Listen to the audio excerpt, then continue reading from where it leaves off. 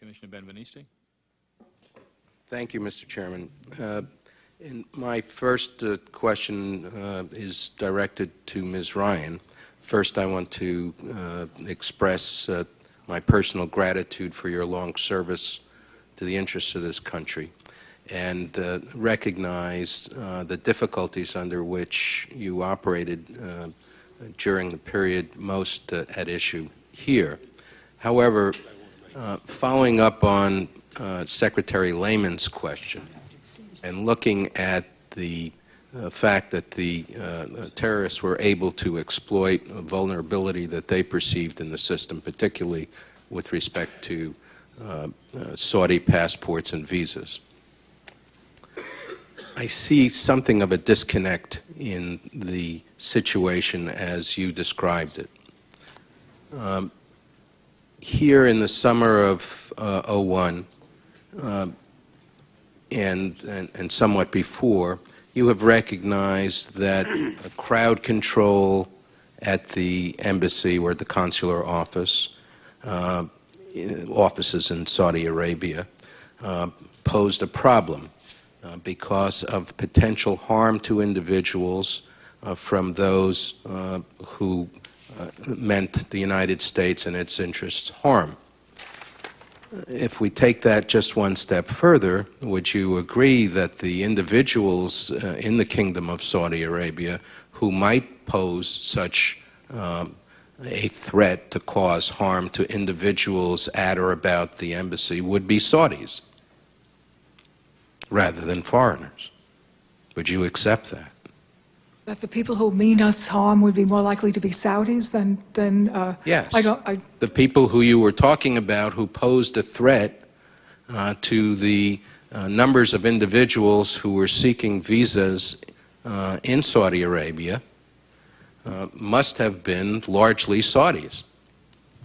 Yes, they would probably be largely Saudis, although there were a lot of third country nationals in Saudi Arabia who also applied for visas. And I guess on the issue of the disconnect that Secretary Lehman was talking about, once you acknowledge that there is certainly a number of Saudis who might be in a position to do us harm through violence against individuals at or near our consular offices, it doesn't take a whole lot to go to the next step, even without specific information from our intelligence agencies, that such individuals who mean us harm might, in fact, wish to come to the United States.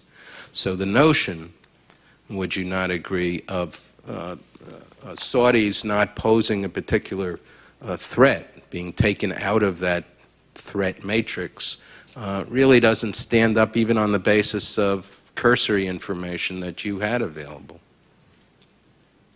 I'm not sure I'm following you. I'm sorry. Saudis mean us harm in Saudi Arabia because they might blow up the embassy or harm individuals in the vicinity of the embassy, but the Saudis who might seek entrance to the United States were not considered a problem. Well, of course they were considered a problem. They required visas.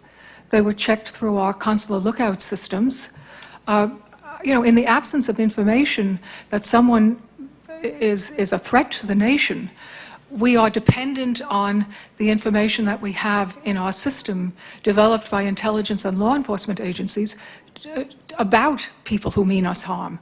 I don't imagine that, I don't know, but I can't imagine that you would think that we could, on the basis of the fact that some people might mean us harm, not issue visas to the entire nationality. I'm not suggesting that, but that then begs the question of the usefulness of individuals in face-to-face interviews during periods of increased threat where there is some suggestion of potential wrongdoers. And I think we'll hear next from a witness who makes that point very explicitly. Let me turn to another issue which hasn't, I think, been brought up to this point, and that is the issue of the use of interpreters by the consular service in the visa application process. It has come to our attention from individuals who have had considerable experience that there is a problem, and perhaps a widespread problem, with respect to corrupt interpreters who are brought into the process because consular officers, often in certain countries, do not have a language facility in the native language of that country. And therefore, the consular office must rely upon an interpreter to assist in the visa application process, in the interview process. Had it come to your attention as of the time that you left the service that this was an issue, and what, if anything, had been done during your tenure to try to correct it? This all goes back to the fact that we don't have enough staff and enough money in the State Department. We recognize that it's a tremendous advantage if officers, consular and otherwise, speak the language of the country and don't have to depend on interpreters.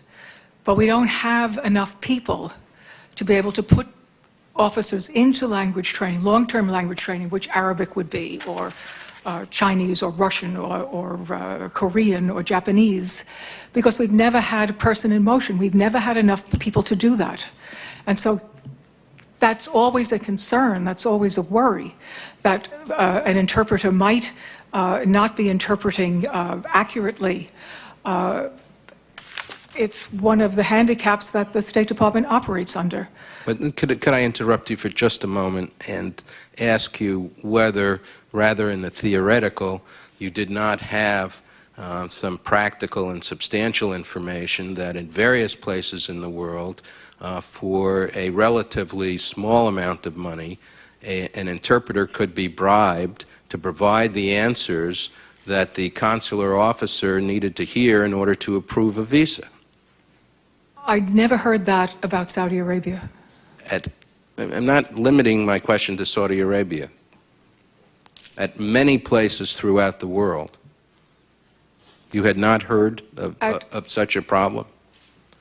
If I remember correctly, there was a problem once at one post that I knew of at the time, where the interpreter was not interpreting accurately, and a Foreign Service national, one of the locally engaged staff, heard that and advised the officer.